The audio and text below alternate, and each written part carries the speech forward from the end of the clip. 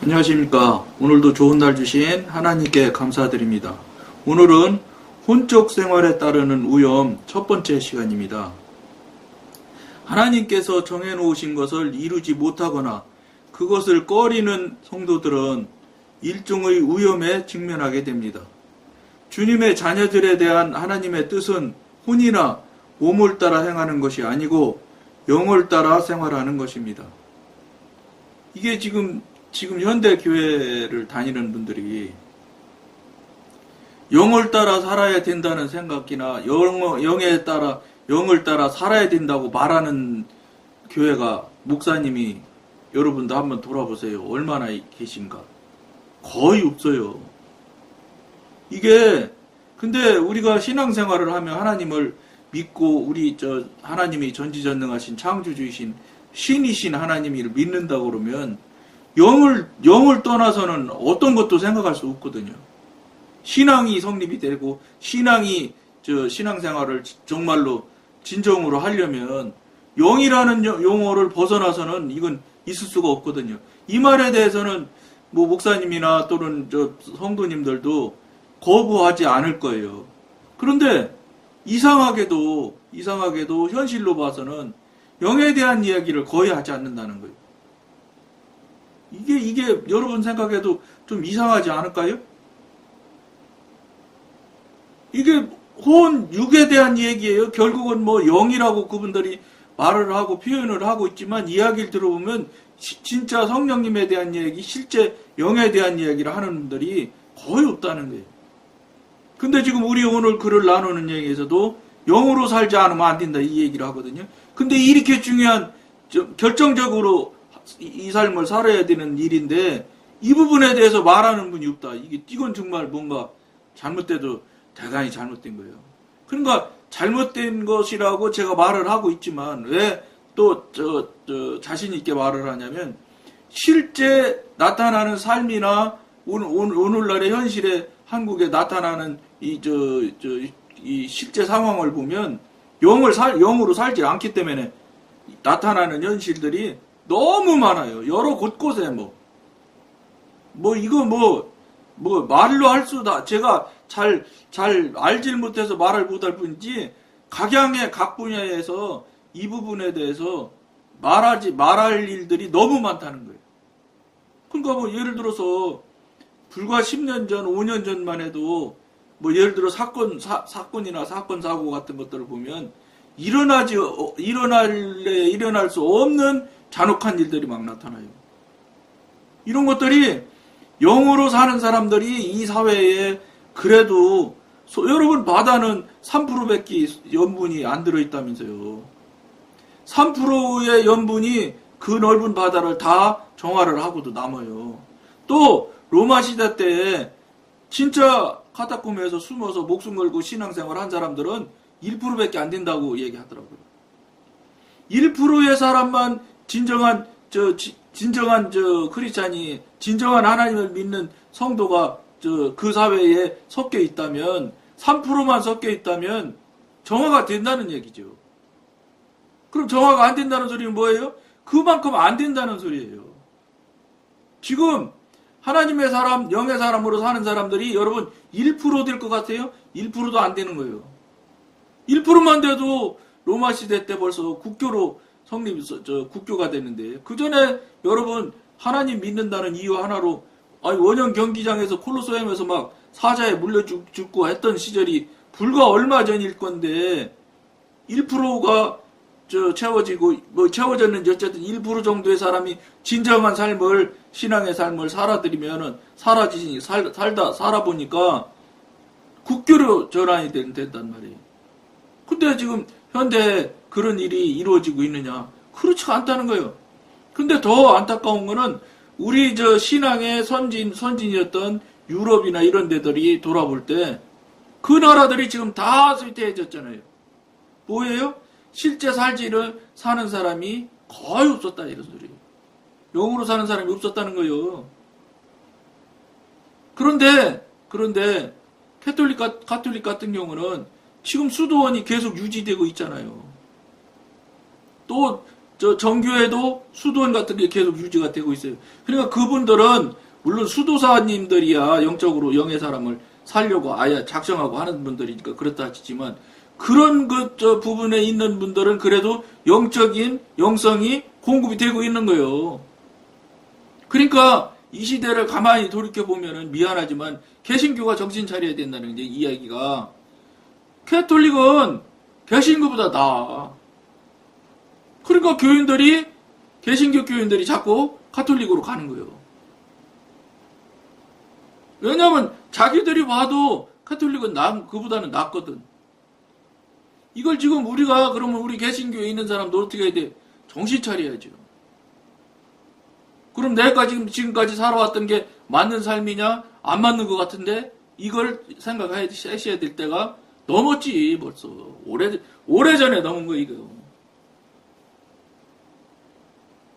오래전에 넘었는데 안 하니까 저 같은 사람이 이런 방송까지 하는 지경까지 온 거예요. 그러니까 뭐야 이게 막다른 지금 마지막 코너로 가고 있는 거예요. 여러분 이거 정말로 깊이 생각하시면서 이 방송 보셔야 되게요. 영 안에서 생활하지 못할 때 손실이 따릅니다. 당연하지요. 신앙을 하고 정말로 하나님을 믿는다는 삶을 사는 사람의 입장에서 본다 그러면 영 안에서 생활하지 못하면 손실이 엄청나죠. 근데 혼과 육으로만 살았던 사람들은 영으로 살아본 적도 없고 영을 아는 적도 없고 영을 들어본 적도 없거든. 그러니까 손실이 무엇인지도 잘 모르죠. 여러분들 생각하기는 100만 원이 90만 원으로 줄고 70만 원으로 줄고 이렇게 하면 그게 손실이라고 생각한다니까. 여러분 영적인 문제에서는 물질에 대한 돌에 대한 금전에 대한 상황은 4번, 5번이에요. 아주 그 밑에 있는 단계로 그러니까 아주 저급한 단계로 친다고. 그걸 그러니까 여러분 이런 소리 들어본 적이나 있어요? 돈이 최고잖아. 돈이. 명예가 최고고. 여러분 지금 혼과 육신이 최고라고 하고 있는 그 제목들이 영적인 영역으로 들어가면 저 밑에 아주 저급한 수준이라는 걸 아셔야 돼요. 근데 이런 것을 듣지도 않고 본 적도 없고 아는 것도 더군다나 아는 것은 더더군다나 없죠. 이런 말을 해주는 부분이 없으니까. 그러나 이 방송을 보시는 분들이 여러분들이 열심을 내서 살아보니까 돈도 생겼고 열심을 내서 하다 보니까 명예도 생겼어요. 그러니까 이제 그러면서 연세가 돼서 이제 저 정도 돼서 연배가 65 정도 되시는 분이 되면 어떻게 되느냐? 아, 이거 물질, 명예, 이거 별거 아니네. 이런 걸 이제는 조금씩 깨닫게 되겠죠. 그렇지만 30, 40대 이 젊은 층에 있는 분들은 그거 아직 못 깨달아요.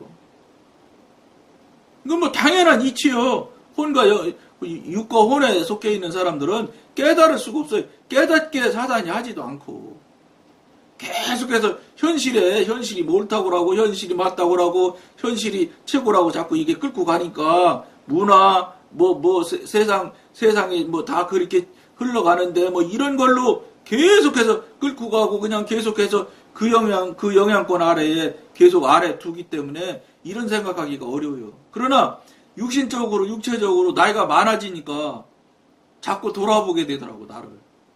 제가 살아보니까 그렇더라고. 그러니까 다른 분들도 연세 되면 그렇게 되시겠지요. 파고다공원 가면 깊은 생각하는 분들 많을 거예요. 대개가 후회하는 분들이 많아요. 연세 많은 분들이 특징이 후회가 많다는 거예요. 근데 안타깝게도 신앙에 대한 후회를 하는 분이 아주 극소수가 아니라 거의 없다고요. 그저 지금까지 살아왔던 것이 돈 좀 많이 모아놓을 걸. 그게 아주 결국은 다 그리 몰리는 거예요. 안타까운 일이죠. 그건 정말로 저급한 건데. 영에 대한 부분에 대한 신앙에 대한 부분에 대한 이게 깊은 생각을 하셔야 되는데 그런 생각하는 분들은 아주 극소수예요. 거의 없을 거예요. 이게 오늘날의 현실이거든요. 여기에 따르는 위험은 적어도 세 가지로 나누어 볼 수 있습니다.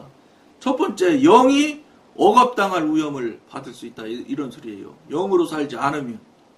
영이 억압당할 위험. 하나님이 하시는 일의 완벽한 순서는 먼저 인간의 영 안에 역사하고 다음으로 혼의 마음을 깨우치고 마지막으로 몸을 통하여 실행하는 것입니다. 이게 영이 움직이는 작동의 순서예요. 다시 읽어드릴게요. 하나님이 하시는 일의 완벽한 순서는 먼저 인간의 영 안에 역사하시고 영이 여러분 안에 우리 안에 가장 깊은 부분에 있거든요. 그러니까 우선 하나님의 영이 성령님이 하시는 일은 제일 깊은 곳인 제일 안으로 먼저 들어간다고요. 근데 사단이 하는 건 뭐예요? 육신, 혼 이게 끝에서부터 안으로 들어가는 거예요. 하나님은 안으로 제일 먼저 자리를 차지해서 겉으로 나오는데 반대라고요. 그 다음에 먼저 인간의 영 안에 역사하고 다음으로 혼의 마음 겉으로 한 칸 밖으로 나와서 혼의 마음을 깨우치고 마지막으로 몸을 통하여 실행하는 것입니다. 이게 성령님이 하시는 일하는 순서예요. 이와 같은 순서는 극히 중요한 것입니다. 이 순서가 여러분들이 일을 하고 여러분들이 행위를 하는 일에 어떤 순서를 하고 있는지를 여러분들이 잘 돌아보면 깨달을 수 있어요. 그러면 생각으로 겉으로 육신으로부터 시작하고 육신을 안으로 자꾸 들어가려고 한다면 이건 무조건 하나님의 순서가 아니라는 거예요. 그래서 극히 중요하다는 거예요. 이 순서가. 성령으로 거듭난 성도들은 이제 영을 따라 생활해야 합니다. 이렇게 할 때만이 우리는 하나님의 뜻을 확인하고 성령과 협조하여 원수의 갖가지 관계를 물리칠 수 있는 것입니다. 원수의 관계를 물리칠 수 있다는 거예요. 그러니까 이제 영의 영역으로 들어와줘야 원수의 관계도 분별을 할 수 있고 원수의 관계를 알 수 있게 되기 시작해요. 그렇지 않으면 그 안에 들어있는데 저쪽 영역 안에 들어있는데 그 안에서 그들과 같이 휩쓸려서 살고 있는데 나만 특별한 존재가 돼서 딱 자신을 돌아보고 내가 이거 이렇게 살면 안 되겠는데 이렇게 깨달을 수 있느냐, 이건 굉장히 어려운 일입니다. 모르겠어요. 성령님께서 강권적으로 은혜를 주셔서 분별하고 깨닫게 해주시면 모를까. 그렇지 않으면 통상적으로는 그런 일은 일어나기가 굉장히 어렵습니다. 물론 뭐 이런 방송을 봐서 외부적인 영향의 요인이 발생이 되면 그때는 또 얘기가 다르죠. 그러니까 이 방송이 여러분들 쉽게 잘 귀에 안 들린다는 분이 많을 거예요. 귀에 잘 들리지 않는다고. 아무리 이게 여러분 특별한 신학적인 용어를 써서 못 듣는다 이런 소리가 아니에요. 영에 대한 부분을 자꾸 이야기하는 이야기하는 방송이라서 영의 관점에서 영의 영향권 안에서 들어야지 들을 수 있는 분들이 들어지지 그렇지 않으면 잘 안 들어져요. 이게 다른 거예요. 이렇게 할 때만이 우리는 하나님의 뜻을 확인하고 성령과 협조하여 원수의 갖가지 관계를 물리칠 수 있는 것입니다. 성도의 영은 성령의 움직임에 민감하여 성령의 활동을 소멸치 말고 다만 성령께서 인간의 영을 통해 자신의 뜻을 수행하실 수 있도록 잘 따라야 합니다. 근데 이게 쉽게 잘 따라지는 게 아니에요. 그거 어떻게 해야 돼요? 그러니까 성령님과 여러분이 관계가 지금까지 삶이 아무리 여러분들이 볼 때 여러분들 관점에서 볼 때 훌륭하고 신령한 삶을 사는 것 같을지라도 여러분 생각이지 성령님이 확인해 준 일이 아니잖아요. 그러니까 성령님한테 여러분들이 스스로 성령님한테 나가서 확인과 분별을 받으셔야 되는 거예요. 물어보셔야지. 하나님 믿는다면서 왜 안 물어보세요? 말로는 행동으로는 하나님 믿는다고 하면서 실제는 다 내 자신에게 물어보고 내 지식에 물어보고 조금 더 나아가서 하는 분은 목사님 자제가 물어보는데 목사님도 영의 사람이 아니면 영에 대한 이야기는 못 해줘요.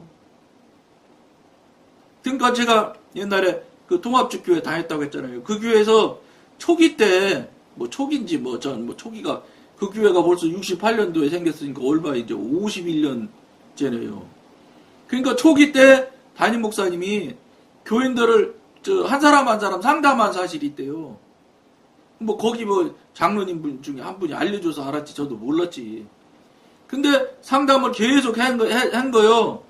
근데 이 장로님이 그래 그 상담해서 결과가 어떻게 나왔어요? 그랬더니 하다가 딱 중단됐대. 왜 중단이 됐습니까? 이렇게 제가 얼마나 반가워요. 깜짝 놀랐지.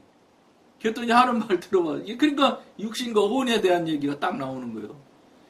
당신들이 성담하고 이렇게 살으라고 하고 이렇게 가야 된다고 하고 하는데 성도가 안 듣는다는 거예요. 안 듣지 당연히. 사람의 생각, 목사님의 관점, 목사님의 기준점을 잡고 성도들한테 이야기하는 거거든요. 목사님의 도덕, 목사님의 윤리를 잡고 알려주는 거거든. 되나요 그게? 그 목사님이 영의 사람이었으면 영적인 지도 인도를 했으면 그 성도들이 따라갔지요. 근데 그 목사님은 영적인 목사님은 아니거든요. 그럴듯은 하죠. 포장은 아주 그럴듯하지만 아니거든 내용물은. 그러니까 성도들이 따르질 않아요. 왜냐하면 안 따른다 소리는 하나님의 뜻이 아니라는 거예요. 하나님의 뜻과 하나님의 계획과 하나님의 인도 지도가 있으면 성도들이 물론 다 따른다는 건 아니에요, 여러분. 쉽게 다 따르지는 않지만 그렇지만 상당한 부분이 움직이는 걸 본인이 알 수 있어요. 왜냐 이것도 영에 대한 문제라 그 본인이 영의 사람이어야지 된다는 전제 조건이 있어. 영의 사람이 아닌 사람이 영에 대한 부분을 인도할 수 있고 안내할 수 있다? 불가능해요, 그거는. 그러니까 그런 일을 했다고 그래서 내가 얼마나 깜짝 놀라고 참 기대하는 마음으로 듣고 물어봤지요. 그랬더니 뭐 얼마 안 가서 금방 다 없어졌대. 당신들이 하라는 대로 안 하더라는 거지. 간단히 얘기하면 교인들이. 안 되지. 당신들이 하라는 대로 해서 되겠어요? 하나님이 하라는 대로 해야지. 근데 그 당시도 그런 걸 얘기하거나 아는 사람이 있었느냐? 없었어요. 몰라. 그냥 자기가 당신이 인간적인 관점이죠. 자기는 뭐 대단히 신령해서 뭐 하나님의 관점이라고 말하셨겠지만 생각하셨겠지만 그렇게 그런 뜻으로 상담도 하셨고 그게 아니에요, 여러분. 세상 윤리와 도덕을 지키면 그것이 하나님 뜻에 무조건 합할 것이냐? 아니라니까. 하나님 뜻에 그 사람 한 사람에 대한 하나님의 뜻과 계획이 있어요. 그 뜻과 그 계획대로 나갈 수 있도록 안내를 하고 인도를 해야 되는 거예요. 사람의 끼로, 사람의 지식으로, 사람의 윤리와 사람의 도덕으로 안내하면 그게 무조건 영의 사람이 될 수 있느냐? 천만의 말씀이에요. 그러니까 당연히 실패하지. 안 되지, 그거는. 그러니까 현대교회에서 목사님이 상담한다는 게 뭐, 그냥 개인적으로 막, 그냥 분하고 화나고 막, 이런 거 뭐 스트레스 쌓이고 뭐 이러는 거 그냥 들어주는 거 정도요. 그분이 무슨 뭐 성령님을 뭐 만나게 해준다거나 성령님을 안내해서 영의 사람 하나님의 영역으로 이끌어 주실 수 있는 분이 현대교회에 많으냐? 제가 보기엔 거의 없어요. 거의 없어요.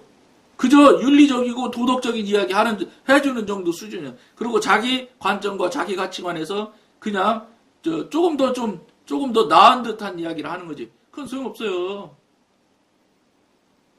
이거를 모르니까 그러니까 교인들이 목사님한테 상담하러 가지를 않지요. 커봤자 뭐 소용없는 일인 걸 교인들이 더 잘하는데. 왜냐? 그건 교인도 아는 얘기거든. 교인도 윤리, 도덕 다 있어. 자기가 생각해도 도덕질하면 죄지 뭘. 남 미워하면 안 되잖아. 이런 거 그런 수준에서 움직이는데 그 교인들이 갈 턱이 있나요? 그러니까 목사님한테 상담하는 사람이 거의 없어요. 왜냐? 자기도 아는 대로 아는 얘기 하니까. 그러니까 안 되는 거예요. 그러니까. 하나님의 영은 성도들의 일상생활을 승리를 이끌고 하나님께서 그들에게 맡기신 선한 일을 위해 그들을 준비시키기 위해서 인간의 영의 협조를 요합니다. 우리의 영의 이러한 면에 대해서는 다음에 좀 더 다루겠습니다. 그렇지만 하나님의 자녀들 가운데 많은 이들은 성령의 움직임을 인식하지 못합니다. 많은 이들 정도가 아니라 거의 다예요. 거의 다. 왜냐하면 영의 사람이 아니면 성령님의 움직임을 감지할 수 없어요. 그러니까 영의 사람이 아니잖아요, 여러분들이. 그럼 어떻게 방법이?